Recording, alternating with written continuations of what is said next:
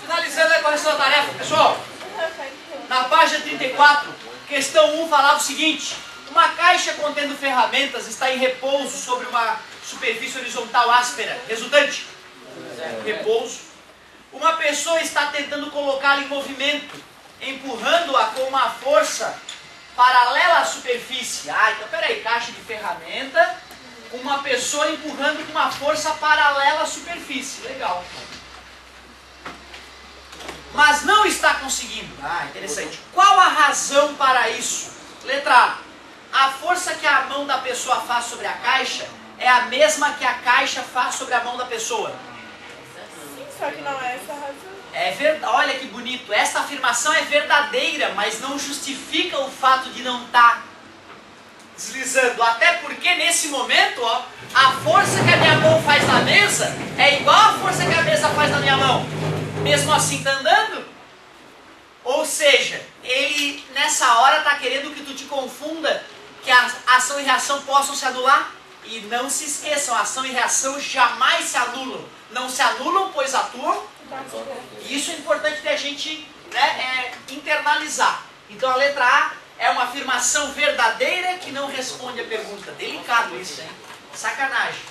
Letra B. A força que o solo faz sobre a caixa devido ao atrito cinético é muito maior do que a força que a pessoa faz sobre a caixa. Sim.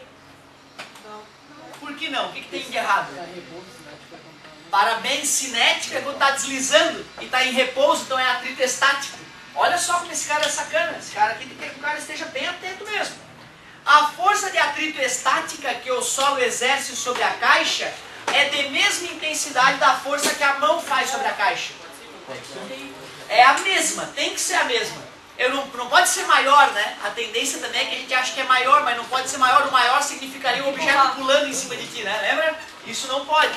Parece que é o item C. Na humildade, vamos analisar os outros itens. Não poderia considerar que pudesse fazer uma força menor?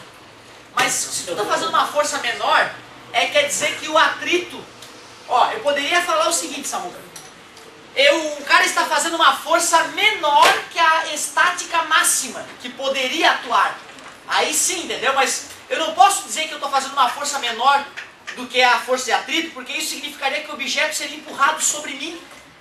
Se eu empurro ele com 10 e ele me empurra com 20, significa que ele está vindo para cima de mim. E o que não ocorre, né? É por isso que não poderia dizer que é uma força menor. Letra D. A força de atrito estático que o solo exerce sobre a caixa é maior que a força que a mão exerce sobre a caixa. Seria o equivalente a um objeto pular sobre quem o empurra. Isso não existe. E letra E. A força que a mão da pessoa faz sobre a caixa é menor que a força que a caixa faz sobre a mão da pessoa. Esse item, inclusive, viola a terceira lei de Newton. É totalmente absurdo o item I. Mas, galera, ó, não fica chateado se tu não botou a questão correta. Não é esse, eu não te faço fazer a tarefa para acertar. Eu faço para tu errar, inclusive, para tu poder raciocinar e ver onde é que tu estás errando. Certo? Isso que é o mais importante. Deixa eu fazer aqui no embalo A2. Um menino de massa 40 kg tenta sem sucesso empurrar uma caixa de massa 80 kg, exercendo uma força horizontal de intensidade 60 newtons. Represente as demais forças que atuam na caixa e escreva quem exerce cada uma das forças. O outro vê, ele não quer só o diagrama, ele quer que... Quem é que está fazendo cada uma daquelas forças? Isso, vamos lá então. Tem a caixa, né? Tem peso. Normal, sagrados. Tem a força que o menino faz na caixa. O menino. Força de atrito. E tem a fátia, é verdade. Certo? E ele quer saber quem faz cada uma dessas forças. Então, ó, vou escrever FMC. É a força, isso, que o menino faz na caixa.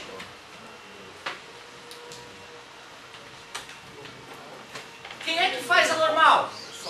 Isso, é a força que a superfície Ó, hein? É a força que a superfície faz perpendicularmente. Né? A superfície, né? É a força que a superfície faz na caixa perpendicularmente.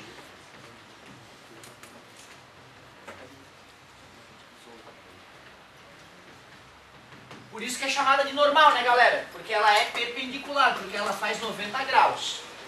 Depois, P. Quem é que faz o P? É a Terra, né? É o planeta Terra que atrai a caixa, né, cara? Então o peso é a Terra que faz. Oi. Pois é a massa da caixa reagindo com a massa da Terra, né?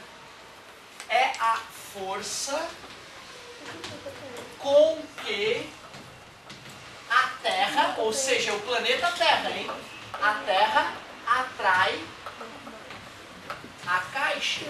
Então o peso é a força que a Terra faz na caixa. Falta qual? FAT. Quem é que faz a FAT? Mas de onde que vem esse atrito? Que objeto está fazendo o atrito? O chão, de novo, a superfície, né? Então a normal e a FAT, ambos vêm da superfície. Só que um é perpendicular e o outro é paralelo.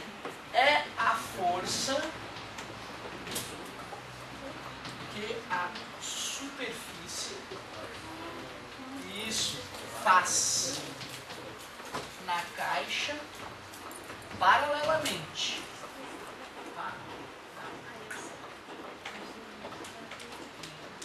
A superfície. Mais uma vez eu quero que vocês usem esse momento para fazer uma reflexão. Porque às vezes eu fui aluno, eu sei como é que é, a gente quer ser o mais sucinto possível. E o que realmente exercita, às vezes, é tu escrever mesmo. Obedecer a letra, o que a questão diz. Se ele pede para escrever quem é que fez cada força, façam esse exercício, mesmo que erre.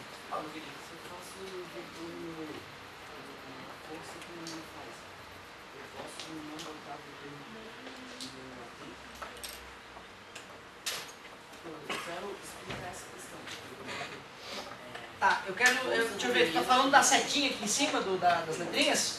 Ó, vou te falar a verdade. Já que isso aqui é o vetor em si, certo? O correto é ter setinha sempre em cima. Sempre que uma letra representa um vetor, o correto é botar a setinha em cima. Tô falando de um vetor, não tô? Então, porque se eu não boto a seta em cima, amigo, aí eu tô falando só do valor. Eu não tô falando do vetor em si, eu tô falando do módulo. Então, para ser chato, ó, eu cometi um erro. Ó. Então, muito obrigado, tu me fez melhorar. Eu agradeço muito quando o aluno me dá uma cutucada e eu melhoro. Então, olha que bacana a pergunta do colega. Professor, aquela história da setinha em cima, quando é vetor, quando não é. Quando é que eu uso, quando é que eu não uso. O correto, sempre que tu for falar do vetor, da entidade vetorial, tu deves representar a letra que representa este vetor com uma seta em cima, justamente para que o leitor entenda que tu estás falando do vetor. Quando eu escrevo só F, eu estou falando só do módulo da F, daquele vetor. Eu estou falando só de quantos newtons vale, não para horizontal, da direita para a esquerda. Bacana, garoto, gostei. Como eu estava falando do vetor a todo momento, era bacana ter colocado a setinha. Quando eu tenho alguma coisa subindo. Sim. Um objeto, por exemplo, o apagador, eu arremessei e ele ainda está subindo. Então ele está desenhado num certo momento onde ele ainda sobe com uma certa velocidade. Ótima pergunta. Galerinha, e aí, ó? Nessa situação, no momento em que o apagador ainda subia, representei o apagador, ele ficou redondo, ficou redondo. A pergunta é, o peso existe? Claro, a Terra continua atraindo. E isso aí, pro coração do cara, faz mal, né, cara? Como pode um objeto estar subindo se a força é para baixo? É porque ele sobe por... foi o impacto, foi o início que fez ele continuar subindo. Mas a prova de que a força resultante era para baixo é que ele estava subindo com aceleração negativa, cada vez mais devagar. Parou e depois começou a descer com a aceleração para baixo, mostrando realmente que se a aceleração apontava para baixo o tempo todo, a força tinha que ser para baixo. Momento ótimo de ter colocado isso à tona de novo, porque é uma coisa que se a gente se distrai, a gente erra.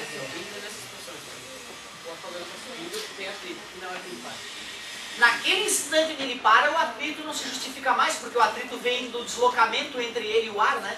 considerando que o ar esteja perfeitamente parado naquele momento, não haveria atrito no momento, no instante em que ele para. Tem aceleração. Mesmo assim tem aceleração, que continua sendo da gravidade, 10 metros por segundo ao quadrado. Certo? Tanto na subida, quanto na descida, quanto no momento que ele para instantaneamente lá em cima, tem aceleração para baixo. Outra questão legal, né, cara? Isso confunde muito o pessoal, ó. Se ele parou, né, nas questões de vestibular tem isso. Ao arremessar o objeto para cima, no ponto mais alto da trajetória, podemos afirmar que ele está parado e a aceleração é zero. Ah, todo mundo vai nessa, cara. Ele está parado, mas a aceleração continua sendo a aceleração da gravidade. Tanto que no próximo bilionésimo de segundo ele já começa a cair. Provando que tinha aceleração mesmo quando ele estava parado.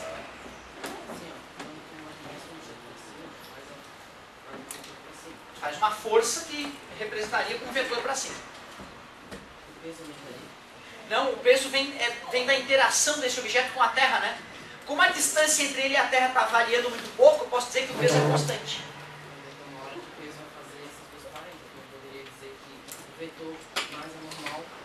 Não, ó, cuidado com isso, Quando eu falo, esses vetores são vetores são entidades totalmente diferentes, né, galera? O que é esse vetor aqui primeiro, ó?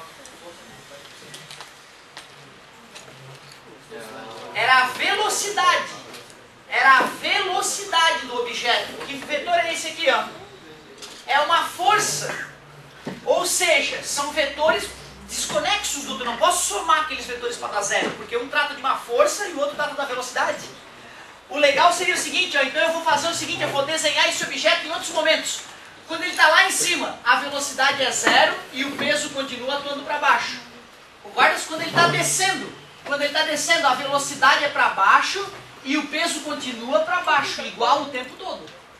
Ou seja, não é que esses vetores estão se cancelando, eles não se cancelaram em nenhum momento, porque são coisas totalmente diferentes. Um trata da maneira como ele se mexe, o outro trata a força com que um outro objeto aplica nele, né?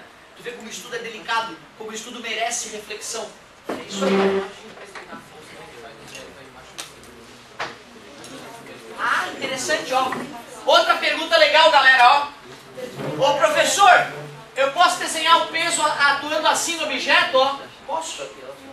O mais comum é a bundinha do vetor estar conectada no objeto, mas eu posso botar a cabecinha do vetor, não tem problema. Pessoal, ó, foi só a letra A, tu vê como as perguntas dos colegas, perguntas interessantes e pertinentes. Perguntas interessantes e pertinentes. Eram muito boas, eu acabei desviando um pouquinho do escopo desse momento. Mas vamos voltar aqui ao foco. Letra B. Calcule o módulo dessas forças. Ah, vai ser tranquilo, né? Porque eu já tenho esse desenho. Olha para o eixo X, faz uma equação. FMC é igual a FAT. O correto seria FMC menos FAT igual a zero. Mas menos passa mais. Olhando para o eixo Y. Pronto, o cara já está escolado. N igual a P. Agilizou a vida dele. Quanto é que era a massa da caixinha? 80 quilos a massa da caixa. Vamos calcular o peso então? Peso é M vezes G, 800. Importante essa agilidade, parabéns. 800 newtons. Então eu descobri que a normal também é 800. A força que o menino faz na caixa é de 60. Ele falou no enunciado. Então isso aqui é 60. Quanto é que é o atrito então? Claro, né? Se eu empurro a caixa com 60, ela não se mexe, porque o atrito é 60, o resultante é zero. FAT igual a 60 newtons. Muito bom. Letra... Aliás, acabou. Agora sim acabou. Era isso que estava faltando. Finalizamos a tarefinha. E eu quero encerrar a aula de hoje com uma lei que ela é tão importante. Ela é tão importante que ela é chamada de princípio fundamental da dinâmica. O que é algo fundamental? Não é algo que fundamenta, que é a base de algo, que é o fundamento de algo. Então talvez a lei mais importante de todas até agora que nós vimos vai ser essa. Prestem atenção que é o filé.